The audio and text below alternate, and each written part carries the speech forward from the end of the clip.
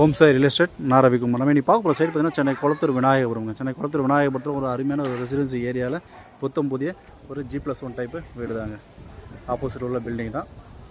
மொத்தம் 960 square feet land, 2100 square feet built up area, G+1. Ground floor பார்த்திங்கன்னா double bedroom hall kitchen with car parking. First floor double bedroom hall kitchen.